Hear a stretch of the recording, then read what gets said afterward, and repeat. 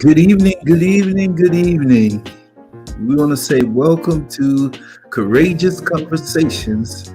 I am Pastor Sean Arthur, and I've been joined today by Dr. Jeremi London. All month long, we have been having special guests, and today is our second special guest.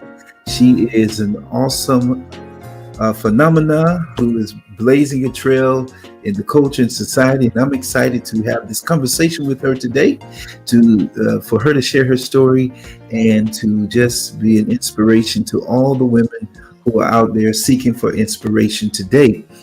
And so we're just so grateful that you have taken the time out to join us this evening. Would you do us a favor? Would you like as well as share this stream so that others can be blessed by this moment as well? And so, would you just go ahead and do that, like as well as share, like and share, and we're sure to be blessed. We're sure to be blessed by it. All right, let's start with a word of prayer, and we'll begin. Father, I want to say thank you for this opportunity to have this awesome conversation. Bless our time together, we pray and ask in Jesus' name. Amen. Amen. Well, Dr. London, we're so glad and grateful that you have joined us. And so, would you just tell us a little bit about yourself, who you are, where you come from, just so we can get a little bit more acquainted with you? Sure. First, I just want to say thank you for the invitation. I think this is a really cool idea to be able to share stories about women of faith and in general, and in my case, in women who are in STEM fields. And we'll get into that in a little bit more in a second. But I'm originally from St. Louis, Missouri, and my mom and dad together have 7 kids, and I'm the middle child of 7. I have 6 sisters and 1 brother, but I just grew up with my one brother. So I went away to Purdue. I was in St. Louis for most of my life, and then I went away to school in Indiana at Purdue for undergrad, and then I eventually went on to grad school at Purdue, and I studied industrial engineering and engineering education, which we can talk a little bit more about now. But I also am now a professor. I'm an engineering professor at Virginia Tech, and I teach PhD students that are interested in engineering education, and I also teach freshman engineering students. And lastly, but not least, I am both a wife and a mom. And those titles are ones that I wear with pride and joy, regardless of where I'm working or what degrees I'm working on. Well, awesome, awesome, awesome. That sounds so interesting. I didn't know you had so many brothers and sisters. So that's cool. Ah, so your auntie, cousin, Right. niece, all of Yeah. that wrapped up All those together. other titles too. Yeah, so you have many titles, including doctor. Yeah. So that leads me into part of my next question for you, and that is, I know you're married, so tell us a little bit about you. You got a little one. She just had a birthday. Yeah. So my husband and I have been married for it'll be 12 years in May, and so next month or in 2 months. But we are now parents to a 1-year-old kid whose name is Abigail, who is really the light of our lives and our pride and joy. And she is super bubbly and opinionated, like all 1-year-olds, and chatty and walking and all kinds of stuff like that. But she is definitely a blessing, I guess is probably the most succinct way to put it. She's taught us so much about the love of God and about His love for us. Yeah, we are happy to be parents. Oh, so that's awesome. That's awesome. And children are a blessing. Yeah, Well, being a mother, having a daughter, I yeah. think this conversation is very interesting. Can you just give us a little bit about your educational background, some of the degrees you hold, and then kind of lead us into your calling, what led you into the area that you're now in? Yeah, sure. Um, so I let's see, I'll start with the fact that I went to magnet schools throughout K 12 in St. Louis. And so a magnet school at that time, I think they've changed a little bit now, but a magnet school was a school that has some special emphasis. And so in my case, throughout K 12, like from elementary to middle school and high school, I went to schools that emphasized math and science. And so they always found ways, really cool ways to make like math and science kind of come alive and be really interesting. So like my elementary school was across the street from the botanical garden. And so we would go across the street a lot to go see like STEM. And when I say STEM, I mean science, technology, engineering, and math. We really saw it come alive, right? And even my middle school was literally next door to the science center. So like every week or every other week, we were going over to do experiments or go to the Omnimax or whatever. So like throughout my throughout my education in St. Louis, like I always saw like science and math like come alive. And so, but I had never heard of engineering until I was a junior in high school. My counselor took me and four other girls, and she piled us into her Volkswagen Beetle, which is a super small car. And she took us to this outreach day that Boeing had. Boeing, the folks that make the planes. And they had a Women in Engineering Day my junior year. And that was like the first time that I remember hearing anything about engineers. But by the time I left that day, I knew that I knew I wanted to be an engineer. And so what happened was that particular day was that I realized, like I got to throughout the day, they allowed us to meet like all kinds of engineers. Like there were chemical engineers and there were electrical engineers and there were mechanical engineers. There were all like aerospace engineers. And so like throughout that day, I saw all kinds of engineers, but I left knowing like, I don't know what kind I want to be, but I knew like I wanted to be an engineer. And so that led me on a quest to figure out like all the different kinds of engineers that they are and like all the kinds of cool stuff that engineers do. And so I was kind of settled on being either an industrial engineer or a chemical engineer. And I ultimately settled on being an industrial engineer. And what industrial engineers do is that they look at how to make things more efficient, how to make things work smoothly, how to make things run more smoothly. And so it really didn't matter what I was working on, but I just loved the fact that whether people were working on creating medical devices or whether they were trying to make the environment more safe or whatever, like it didn't matter what the topic was. I loved that as an industrial engineer, my goal was to make things run more smoothly or to be more efficient. And so that's what I decided to major in. I decided to do a bachelor's in industrial engineering at Purdue University in Indiana. And then I went on to work at GE Healthcare. So I worked at GE in Milwaukee. And as part of working at GE, then I worked on medical devices. So the devices that people use during like if you or a member of your family was getting some sort of heart procedure done. I worked on the medical devices to make sure that they always worked consistently, to make sure that they always ran smoothly. And so, but during that time, while I was both in undergrad and also when I was working at GE, I would always find some way to mentor somebody or tutor somebody or something. So like my love for education was always kind of like in the background. And then I realized that it was something that I didn't want it to be in the background anymore. I really wanted it to be in the foreground. I wanted it to be a core part of what I did in my day-to-day life. And so that's part of what led me to go back to school. I ended up going to school for this new degree. It was new at the time, and it was called engineering education. So it was like a whole field of people that were studying like how do engineers learn and how do we teach effectively and like all things related to education, but specifically focused on engineers, which was like the best of both worlds for me because I got to do the thing that I loved about like related to science and math and engineering, but yet I got to do it by asking and answering questions about like how people learn and how can you teach.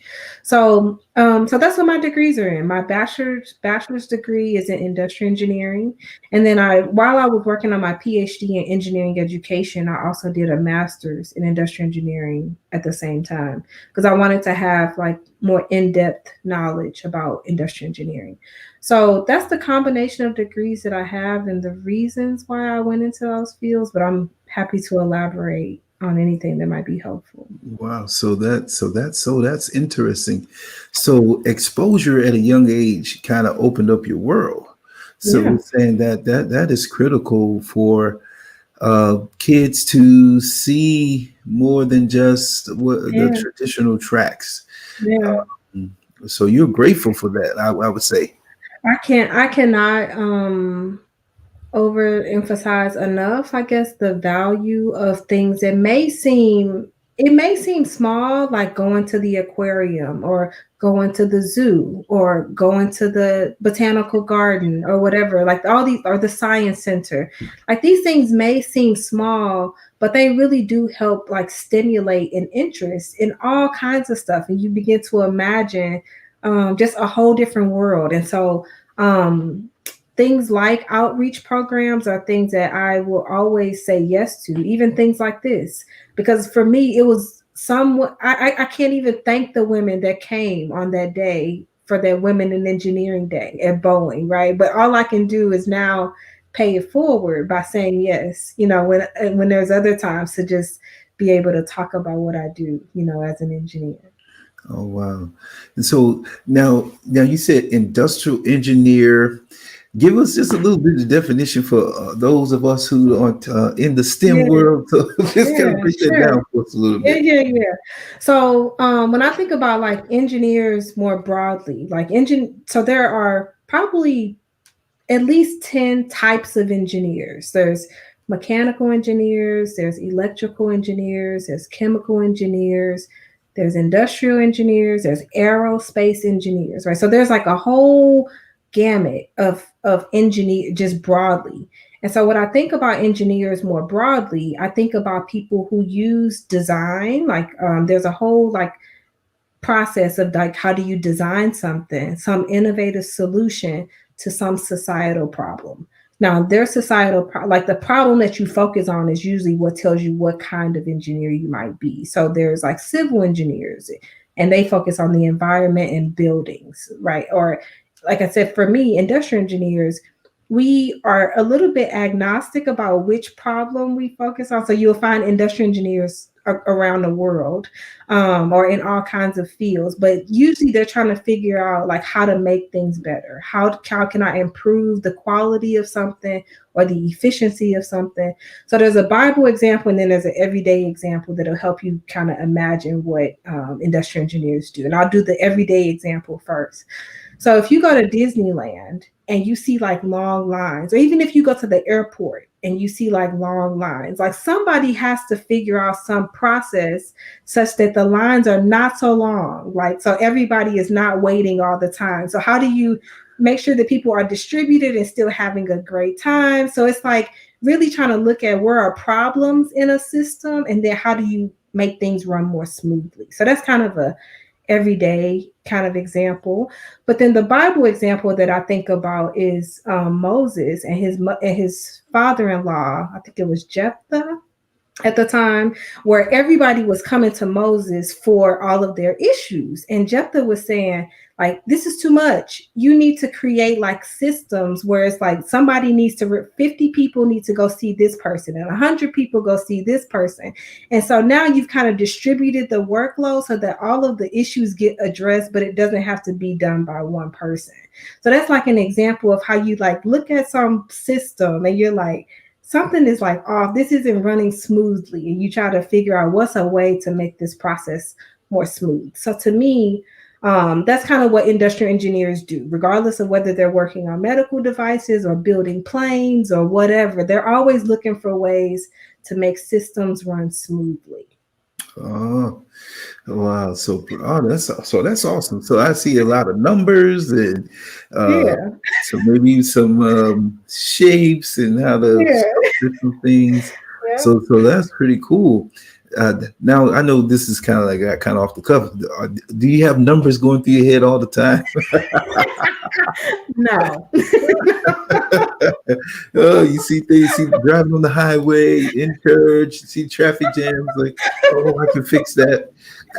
I mean, I do think about efficiency all the time, but I think that it doesn't always come out in numbers, I guess, for me. Like, it is a part of how my brain works. I do think about like ways that things could run more smoothly, Mhm. but that doesn't always translate into like an equation or numbers or whatever. Now, if I needed to collect data, I'm sure I could imagine like, what do I need to know in order to be able to develop a, a Mhm. really robust solution? But yeah, I do see.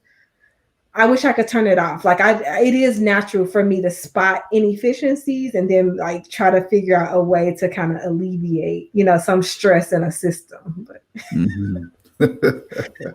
Oh, so it must be interesting for your husband. Oh man.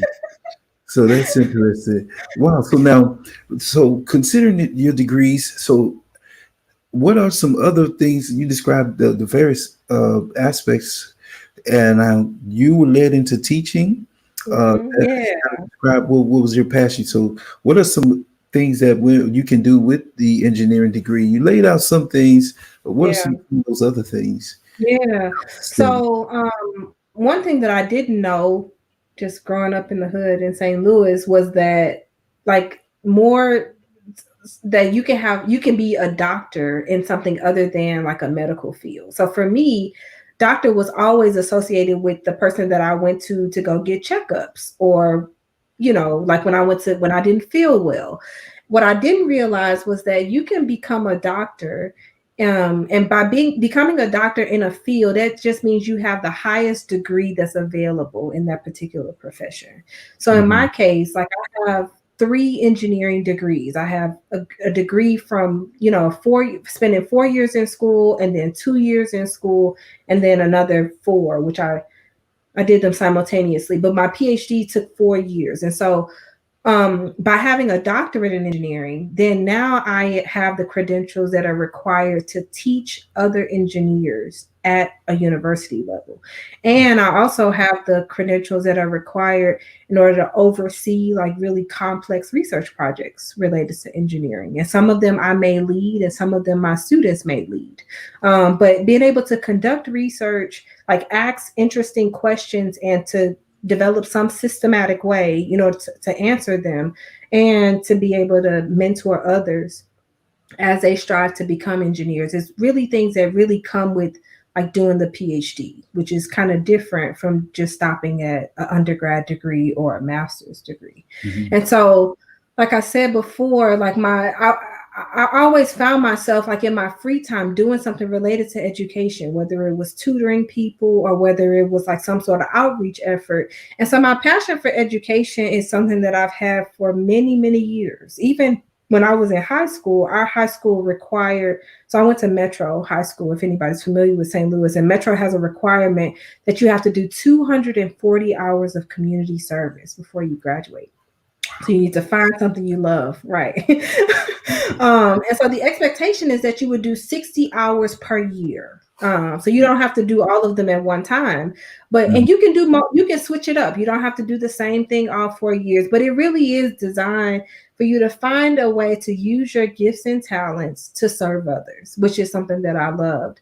And so, even as a high school student, I decided to teach third graders about the environment. I ended up going back to the Missouri Botanical Garden and being able to teach. They had this like formal program where they had high school students come in and teach people about the environment. So, my earliest experiences as being an educator date back to being a high school student. And then, like I said, I found a way to kind of weave it into my life on the side before I finished my PhD. And now is like central to what I do. So I teach engineers and I also conduct research as part of what I do now. But I definitely see education as a calling. Wow. Wow. So shaping the minds of the next generation. So this Yeah. this kind of this kind of leads me to the question of asking them, How does your degree help shape the minds of especially young women? Do you see more young Yeah. women getting into the STEM field? Yeah. So I think that there are more. I do think that there has been an increase in the number of women that are pursuing STEM fields, engineering included. And I do think that part of the reason for that, I think there's a lot of reasons for that, but part of the reason for that is that people are able to see someone that looks like them. And there's all kinds of research and reasons to believe that when you can see yourself in someone else, it's easier to aspire to be that. It's easier to aim for it. Once someone else has given you some version of a mold and that you can imagine and kind of filled in, some aspects of your imagination, it's easier to pursue that line of work. So, yes, I think that there are more women pursuing engineering degrees and even STEM more broadly than in the past. So in the past, like women have always dominated like fields like the life sciences, like the biologies of the world and the chemistries of the world. But now we're starting to see a shift where we see women just as prevalent in like technology and computer science and engineering. And so like there's the other parts of STEM where we're starting to see more women, and part of it is because you begin to see more people that look like you. You're starting to see people rise into positions of influence, like as they're teachers, right? Like if they've had women teachers now, like that's even possible.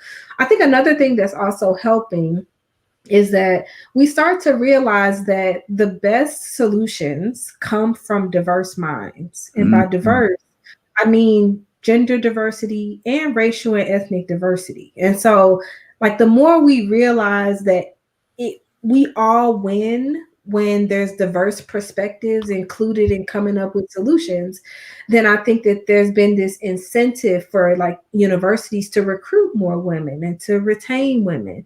I mean, so the example that I'll give you that talks about the benefits of diversity is one that I heard when there was a lady from Ford who came to talk at Purdue when I was an undergrad. And she worked on the Ford Explorer, the car. And she talked about being like on their design team. And for this particular phase of the design, they were redesigning the runner. So the runner is like what you bump into like right as soon as you put your leg out the car.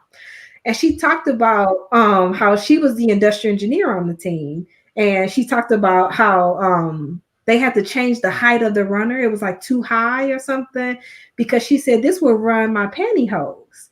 And most of the guys on the team were like, they weren't thinking about pantyhose, right? And they weren't thinking about like the height interfering with a woman's pantyhose, right? Yeah. But it was like it was just nice to have like some practical perspective to say like both women and men get out of Ford Explorers. Like we need to think about like all kinds of people and to make sure that like all kinds of diverse experiences are represented at the table when you're trying to design something for the world. And so my point is that I think that like instances like that where we begin to see that there's benefit of having people with like a wide range of experiences Mhm. that get to influence like the decisions that we make when we make stuff for people is also behind the push for more women in STEM. So diversity is a good thing, and it's Yeah, much it's much needed, and we won't have too many pantyhose that are being ruined as a result. And those are just the things you don't even think about. But with right. diversity, Yeah, everybody can be included. yeah, So, right. all right. So now, how is it being a woman in a particular male-dominated field? Yeah, How is that? And yeah. then break it down. First being a woman, then being a black woman Mhm. in the STEM field. Yeah. So I will admit that. So, I told you that like engineering has like these a whole set of sub disciplines, and industrial engineering is one of them, and engineering education is another one. It's another engineering discipline, and um, in industrial engineering, biomedical engineering, which is the field that makes medical devices that go into hospitals, and then engineering education, they probably have the highest percentage of women in those fields. So those are the Mhm. three. So 2 out of 3 of my fields have a really high representation of engineering. So what I'm about to say about my experience as a woman in engineering is not reflective of like what the majority experience, because I am in the fields where women are close to half of like the people that earn their degrees in these spaces. Um, so overall, I had extremely positive experiences as a woman in engineering. Mhm. There were times if I was working, like if I was taking classes, like in some of the other disciplines where there were like more male dominated fields, then experienced times when people may try to assign you the more secretarial type of task for the project instead of the more like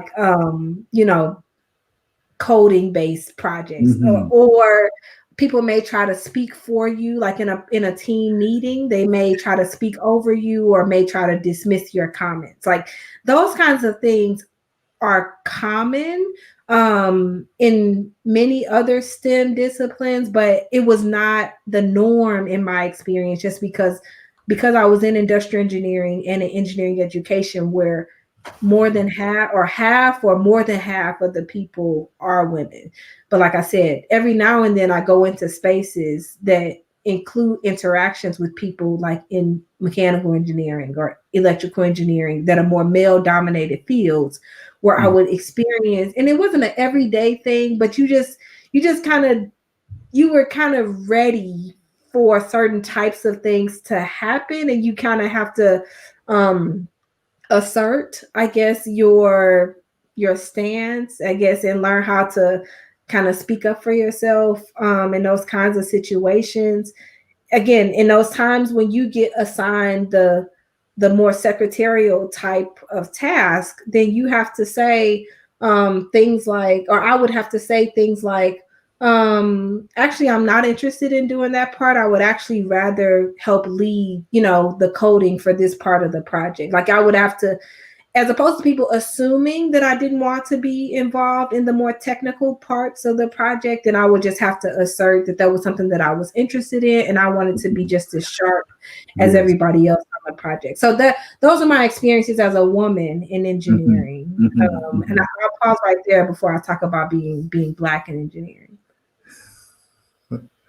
Yeah. Um, hoping can you still hear me? Yeah, I I can hear lost. you. Okay, I lost my video in this part, but so you just want to pause there for a moment. Um, well, that's cool to know that it is more diverse, and you know have had to be assertive in certain ways, just to remind them that we all can do the same task in this field. So that's pretty cool. Yeah. Yeah. But there are times when you doubt yourself. Like I think it's Mhm. natural to doubt yourself and to wonder, like if certain slights happen, you may automatically wonder, like, are people doing this because I'm a woman? Like, would they do this if I was a man in this field? Like you begin to start to try to come up with explanations for things that may happen to you. And so I think that if anything, being a woman in the field kind of comes with some mental work that I wasn't really warned, I guess, about before I went into the field. And there's things that where you may, like I said, you may doubt yourself, or you may try to come up with explanations for certain experiences. And one of the first things you go to is, are they treating me like this because I'm a woman in this field, or because I'm a black woman in Mhm. this field? Mhm. Um, so that, if anything, that's probably the hard part of being a woman in a male dominated field, like Mhm. engineering. Yeah. So no, yeah, it's having to question yourself, Yeah. self doubt, but then just overcoming that. So Yeah. lead us into the next thing, but being a black woman in engineering. Yeah. So being a black woman in engineering is it is it's harder than being a woman in engineering in some ways. Because sometimes you feel like you are kind of paving the road, like you don't get to walk on an existing road. You have to kind of Oh. pave your own way in some respects. Mm-hmm. Um, and then also, when you think about just the history of racism in this country, and the horrible legacy of slavery in America, like you start to, as you get older, you start to realize that there are inequities, there are things that are unequal that are kind of baked into the way that universities run and the way the Mm-hmm. hiring processes run and the way the admissions processes run. And like you just become aware that there are things that are stacked against you, like regardless of how smart you are or how like driven you are, or it doesn't really matter as much, just because there are certain things that are just unequal about the way that certain aspects of society are set up. And so that to me is part of what makes being Black in engineering different and harder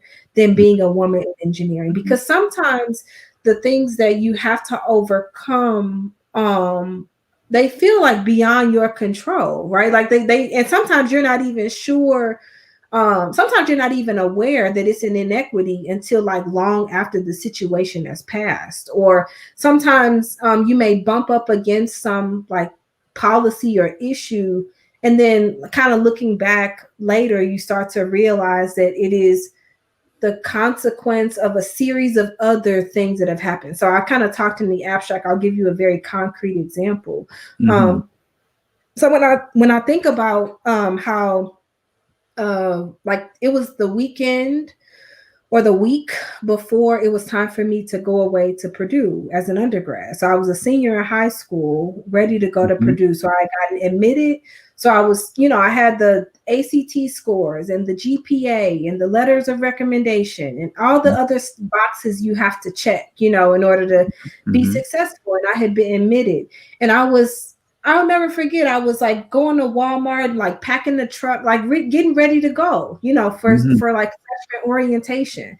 And somehow I became aware, I became aware of that I had an outstanding bill of $10,000 that was still due to Purdue.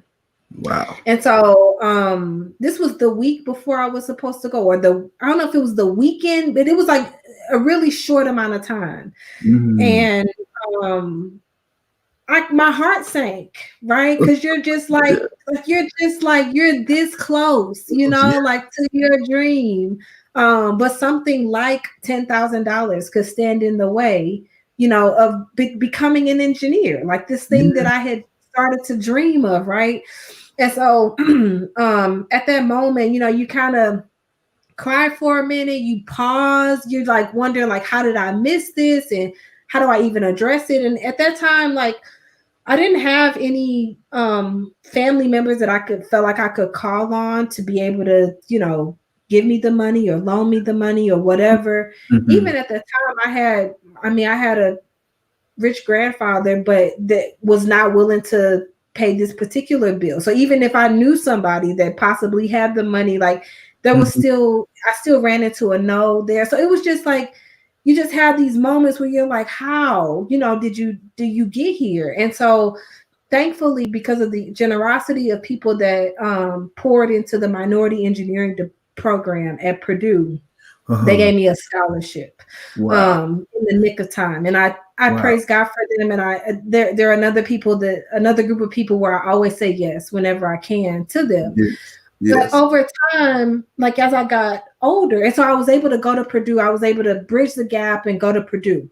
But over time, I started to realize that like issues related to class and money are really tightly connected to race. Mm-hmm. And how, things that maybe some people could just easily kind of overcome was not so easy for me. And so it was like, as a Black girl growing up in the hood, like education was my ticket out, to be able to do something different. And so, but my parents, as much as although they believed in me, I think that they they still didn't have it. Like they didn't have all that I needed. And it wasn't any shortcoming of theirs, but it was they did their absolute best. Yes, yeah. But even in the nick of time, they couldn't have come up with $10,000 in a week, to send me to school. And Mm-hmm. that to me is related to a class issue, Mm-hmm. which classism and issues related to like who has resources and who doesn't, and who can, who has life insurance policies that they can withdraw from so that they can pay for their kids' schooling. Like Mm-hmm. those kinds of things are like Mm-hmm. baked into like how society is run. And so that's an example of what I mean by how being Black in engineering is harder just because of how racism is baked into society and is baked into who has access to what. And so I haven't, to my knowledge, or I can't remember any times where I was overtly discriminated against or whatever, like in engineering, where somebody said something mean to me because I was Black. But I've experienced more of these kind of systemic racism type issues where you just kind of become aware of the Mm-hmm. fact that you are Black in America and also Black in engineering, Yeah. where those things kind of come to light. Yeah. Wow. Wow. Yeah.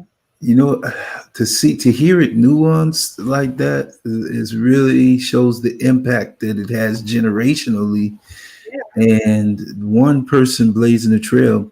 Do you feel like you kind of alluded to this, that you're carrying the mantle, Yeah. and it's a burden? Do you feel like it's a burden, or it's a blessing, or is it both? Oh, it's definitely a burden and a blessing. It's definitely both. So it's a burden because, and I think so. Michelle Obama talks about this too in her memoir too. But like, there is a tax and there is a set of expectations that comes with being the one or the only or the one of few in a particular space, and so you like perfectionism is real. You don't really give yourself permission to make mistakes, or maybe you're harder on yourself than others may be, or there are times when I feel like I have to be twice as good, um in order to, in whatever context I'm in, just so that I can be deemed equally valid or equally smart. And so I push myself much harder. And sometimes I jokingly say, because so I keep the Sabbath. So sometimes I say I do more in 6 days than some people do in 7, just because of like the amount of things that you say yes to, such Mm-hmm. that you can either be so well rounded or so sharp that people can't they can't it makes it hard for them to um find any issues with you, whether it's in your intelligence or whether it's in the way that you present yourself or the way that you communicate. Like there are times when I take on other, extra, professional development stuff, like just to make sure that I'm sharp in a Mm-hmm. variety of ways. And so that's the burden. But on the bright side, it's both a privilege and an honor to be able to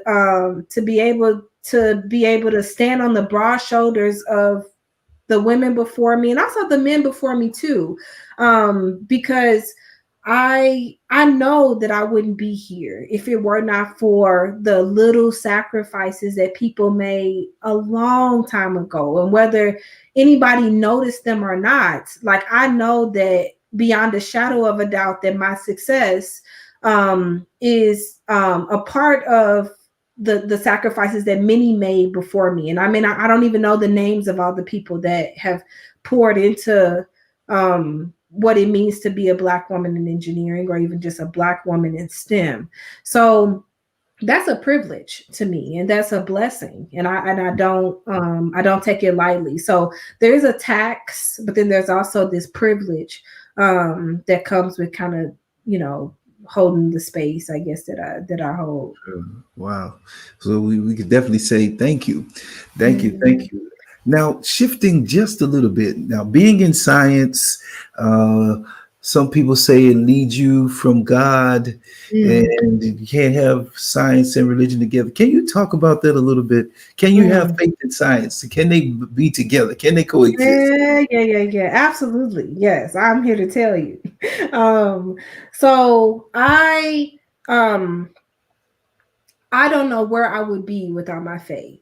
Um, and so I talk about, my parents not having a lot of like financial resources and stuff, but the things that they poured into me and my brother and my other siblings as well, are the values that we have, and the values and the things that we cherish, and most of our values come from our faith. Mm-hmm. And so I am a creationist. I'm a person that believes that, God did not just design the world and just let it run. I do believe that he created human beings in his image. Like I believe in the God of Genesis. I believe in the God of the Bible. And so I cannot imagine where I would be without God and without faith. And so I do know that that's not the popular view in some STEM fields. Mm-hmm. And not just, I mean, there are people of faith in STEM, but there's just different variations of what faith looks like. And so for me, um, I have always, and my friends will tell you, even from undergrad, like my faith has always been central to who I am. And in the words of, I think it was Devon Franklin, I think he's the one who said, if your faith doesn't fit in a particular door, then that's not the door you need to walk through. And so Yes. I am one of those people that feels like, if there's ever whether it's an educational opportunity or whether it's a job opportunity, like if my faith doesn't fit, or if there are times that I need to compromise like my morals or anything like that, then that's not the experience for me. So I am here to tell you that faith in science and faith in STEM coexist. And to me, I serve the God of STEM. I serve the God Mm. who created, Yes, the yes, yes. fascinating things that we study and the things that we are amazed by. Mm. Like he is the creator of the universe, right? So I'm like, I think that you're losing out if you decide to try to, go this road of STEM like Yeah. without the creator of the universe. So to me, I think it's to your benefit to realize that faith and science work together, because nature is God's second book, or at least his first one. If we Mm-hmm. say the Bible is his second, because there are amazing things that I have learned about God just from witnessing his handiwork in creation that have undoubtedly informed some of the questions that I ask, even in my engineering practice, or even when I try to figure out, like, how does the mind work? How do you teach people, right? And it is only because I can talk to the God who created human minds about that I can even begin to ask questions like, I mean, there's questions like, where does even a thought originate? Like, where in the mind can you locate a thought? Only God knows, right? Mm, yes. But Uh-huh. yet, I try to engage in this practice of teaching and learning on a daily basis when even I can't even find where does the thought come from, right? So Yeah.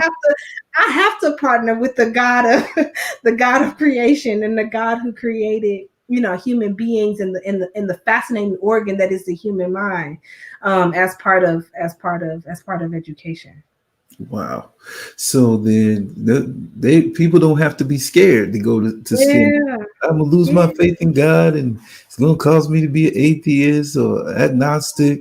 But you can be rooted and grounded in your faith as a result. So that's really cool. So now, being in the you teach in a secular institution, how are Yeah. you able to incorporate some of your beliefs or your faith? Let me say it like that into your teaching.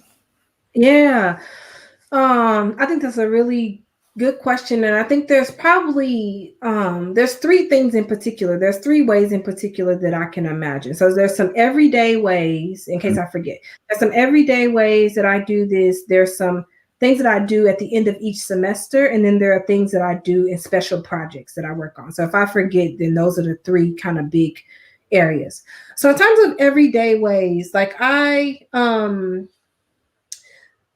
firmly believe that Jesus was doing the will of God just as much when he was in the carpenter shop as when he was healing the leper. And Mm-hmm. so Mm-hmm. I start to see my work, and there are a variety of verses that really drive how I work and why I do what I do. But I begin to see my work as an act of worship, starting to realize, there are verses like, work as if you are working for the master, like working for God. Like how would you do your work, if you were reporting to God, right?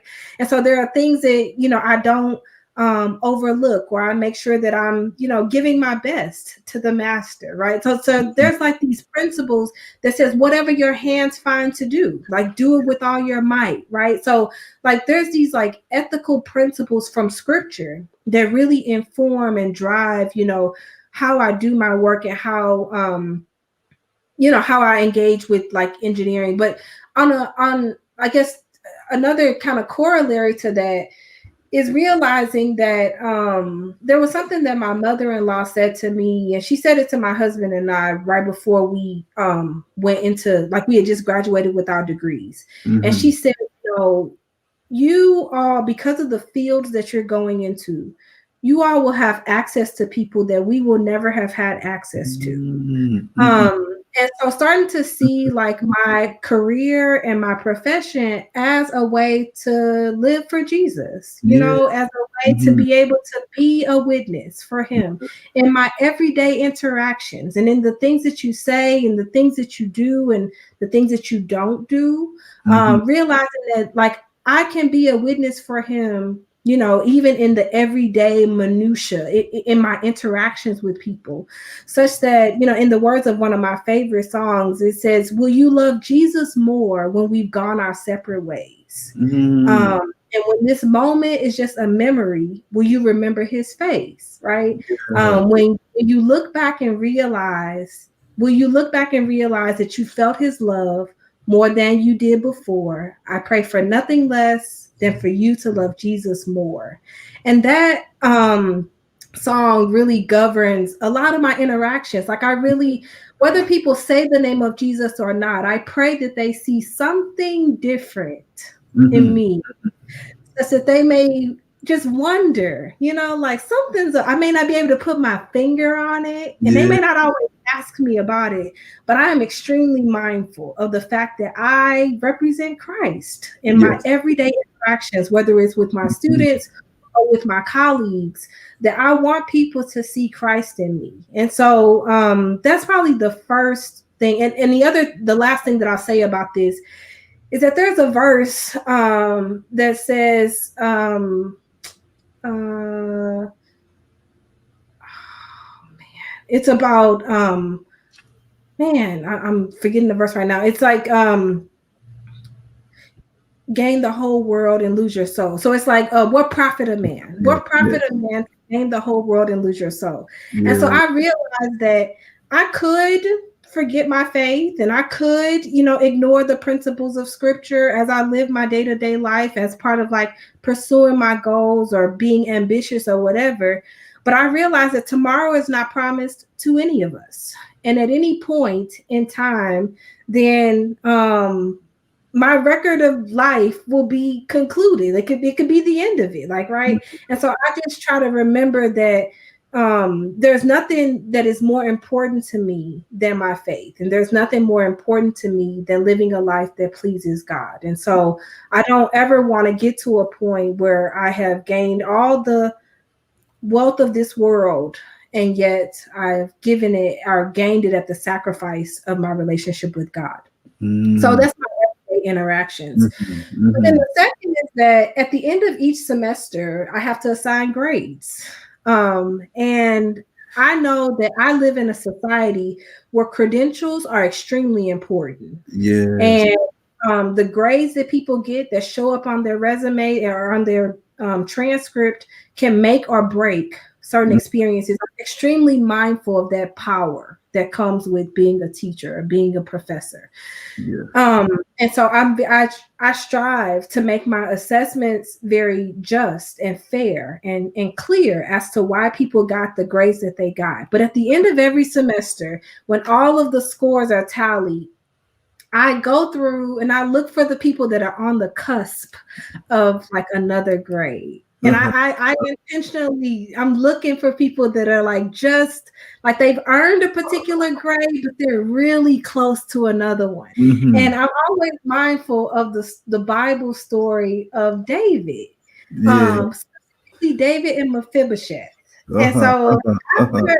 after I think it was Saul had died, David started looking for people to show kindness to. You're just looking Yes. for somebody. It's like, is there somebody in this list that I can just, I can move them up? Like they're close and they don't quite have the grade yet, but are they close enough that I can show kindness to them? And so that's another one of those times where every semester I'm reminded of the story of Mephibosheth, where Yeah. you just like, is there anybody that I can just show Yeah. kindness The to? So kindness. that's and because I'm mindful of how powerful grades are and how people in our society, credentials make a lot of difference. So I'm trying to see if there's anybody else that I can kind of give them the nudge that they need. And then the last thing that I'll say is that some of my research projects relate to dealing with some of the inequities in education, Mm. and trying to figure out how do we rectify some of these inequities. Why is it that Black and brown students are so underrepresented? Are there things that we could change about like our admissions policies or financial aid policies or whatever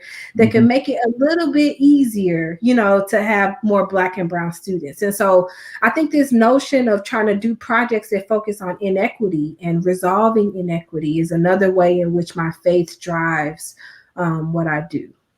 Yes. Wow. Wow. So, man, to hear a professor say, especially some would say it's a secular institution, to hear professors say, "I look for somebody to bless," Yeah, man, it's encouraging. Thank God. yeah, Hallelujah. You know, yeah, yeah. and just saying, how can we make this equitable?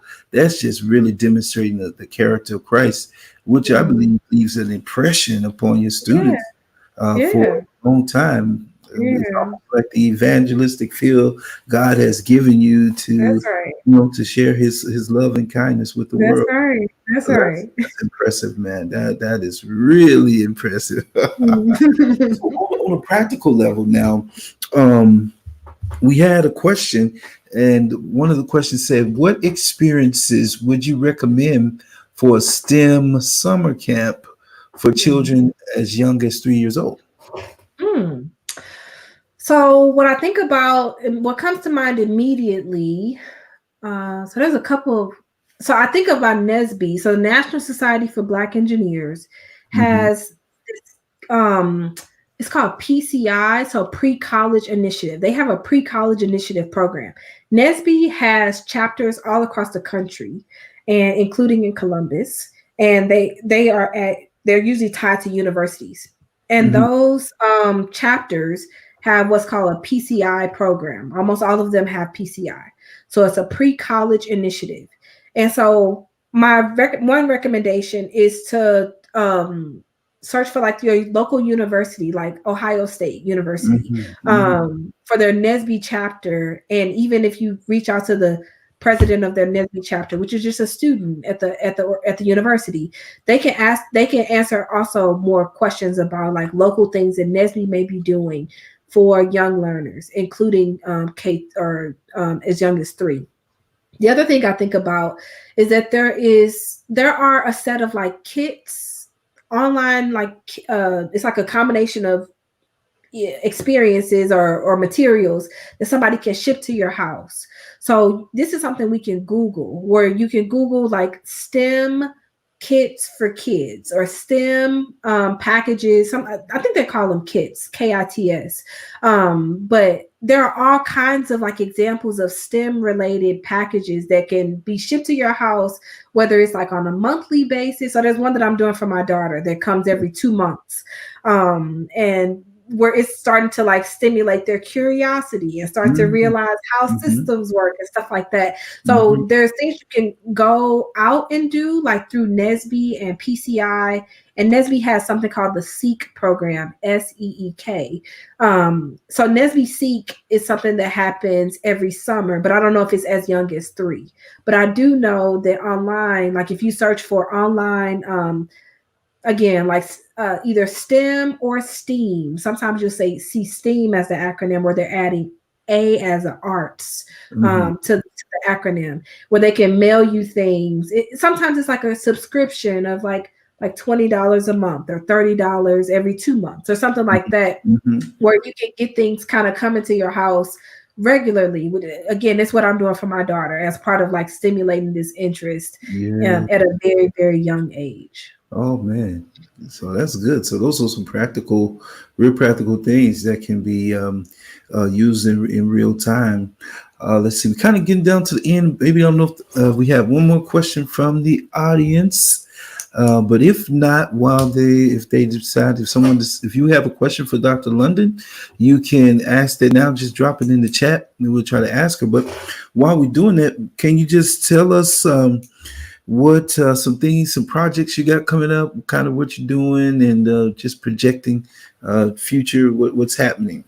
Yeah. So again, I'm working on a project right now that's related to looking at like policies, like admissions policies in engineering programs and like financial aid policies and the design of the curriculum and then things that are on campus and looking for issues of inequity and how like what may be the source of inequity and then also how do we resolve it. So if we see that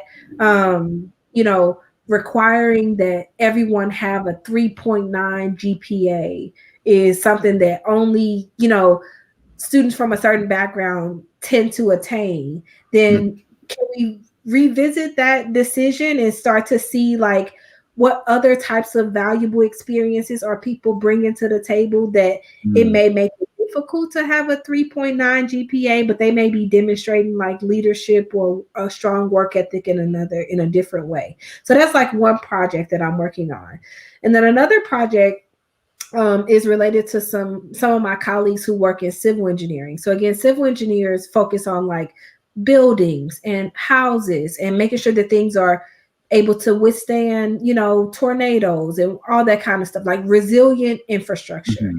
But one of the things that doesn't happen a lot is that we cannot prepare students for some of the safety issues that they may face when they are on the job site, right? So now we have created this artificial reality, like this virtual reality game where students can kind of simulate certain safety hazards and hopefully they get better at recognizing safety issues. So it's a part of teaching civil engineers, but I'm using like technology as part of like simulating, like if you're building something but there, let's say a bulldozer was left on, or if something was swinging around and it accidentally hit your head or whatever. Like there's all kinds of safety issues that can happen on a construction site, but Mm-hmm. we can't, obviously you can't put students in like unsafe situations, so we're using like a virtual environment to like simulate what that looks like as part of teaching students how to identify hazards. So those are probably like two big projects, I guess, that I'm working on right now.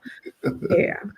Wow, that's really interesting. I bet you guys have a good time discussing in the technical language you all use when you are doing your thing. So that is cool. That is cool. Well, Dr. London, we want to say thank you so much for blessing us today with your presence, taking the time out of your busy schedule, and really just helping us today to be exposed to the world of engineering and being a woman in engineering and Black woman in engineering. So I want to say thank you. Just tell us where we can find you on social media. If you're on social media, Yeah, I yeah. am. So I'm on Facebook. My name is Jeremi London on Facebook.